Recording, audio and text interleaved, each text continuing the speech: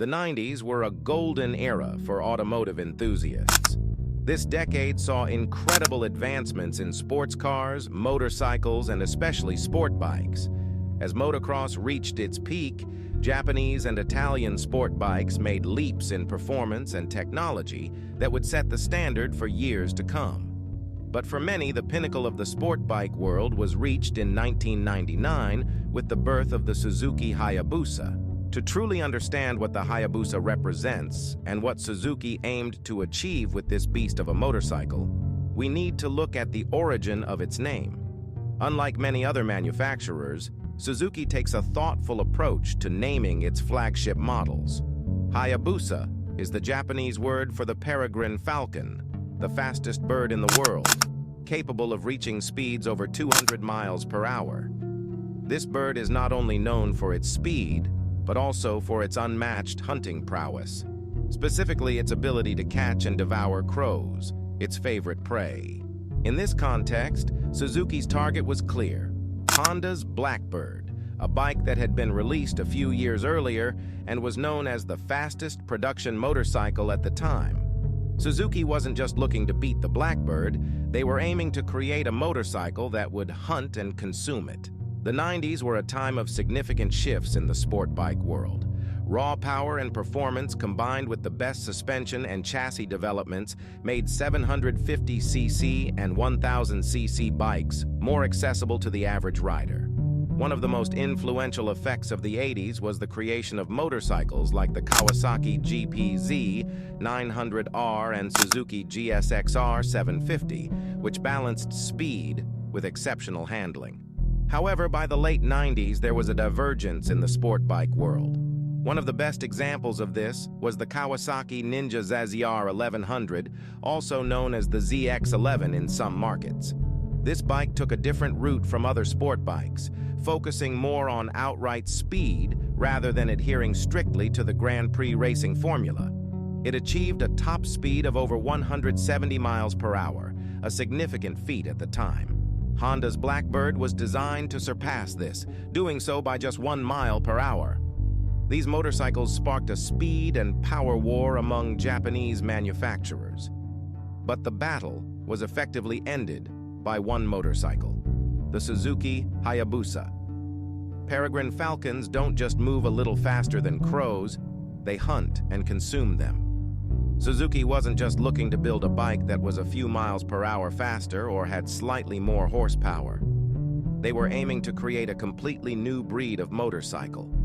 The chief designer of the Hayabusa, Yoshihiro-san, stated that the concept of this motorcycle was to create a profound impact with superior aerodynamics.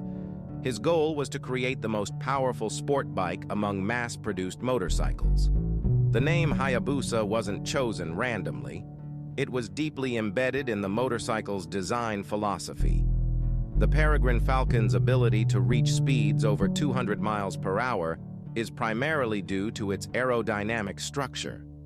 Suzuki's approach to improving sport bike performance was heavily based on aerodynamics and especially wind tunnel testing. The overall shape of the Suzuki Hayabusa was the result of extensive wind tunnel testing conducted with a rider.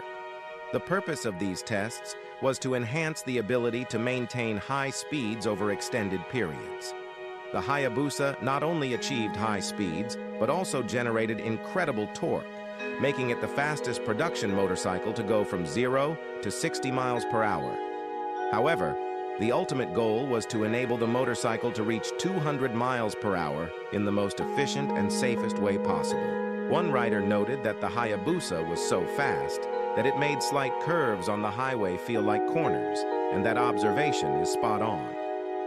The aerodynamics of the Hayabusa were inspired by train designs. In particular, high-speed passenger trains use smooth surfaces and long nose designs to create an aerodynamic structure, and this design inspired the shape of the Hayabusa. Motorcycle designers face different challenges compared to train or car designers.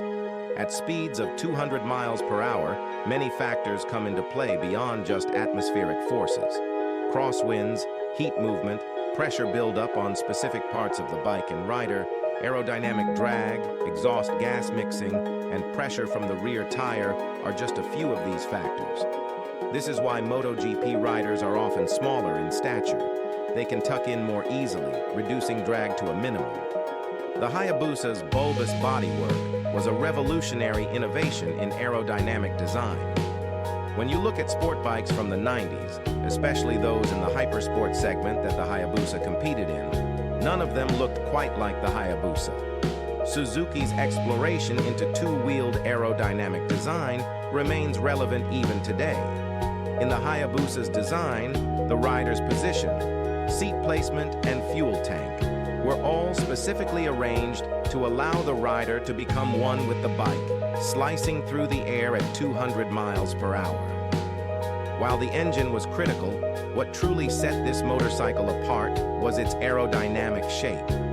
This design allowed Suzuki to go beyond what they called the ultimate sport segment and create a category of its own. The overall design of the Hayabusa made it not just fast, but also an easy bike to ride. Suzuki managed to create a motorcycle that wasn't just about reaching 200 miles per hour, but was also comfortable, balanced, and suitable for everyday use. Technically speaking, the Hayabusa's engine wasn't all that different from the motorcycle engines of its time. A 1300cc engine of that size had never been used in a sport bike before. But Suzuki's real achievement was making an engine of that size manageable in a sport bike class. The Hayabusa's engine was a product of Suzuki's expertise in motorcycle development. It was designed to provide perfect balance, minimizing the impact on the chassis and the rider. The Hayabusa's simple yet powerful engine made this motorcycle a legend. It wasn't just incredibly reliable, it was also highly customizable. Many riders found that the engine provided a solid foundation for modifications, turning the Hayabusa into a platform for achieving even greater performance.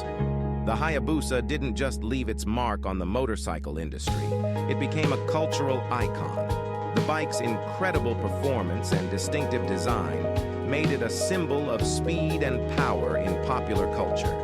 It has been featured in numerous films, television shows, and video games, often representing the pinnacle of motorcycle performance. In addition to its media presence, the Hayabusa has also inspired a passionate community of riders and enthusiasts. Motorcycle clubs dedicated to the Hayabusa have sprung up around the world, where owners share their experiences, customizations, and love for the bike. This cultural impact has helped the Hayabusa maintain its legendary status, even as newer models have been introduced.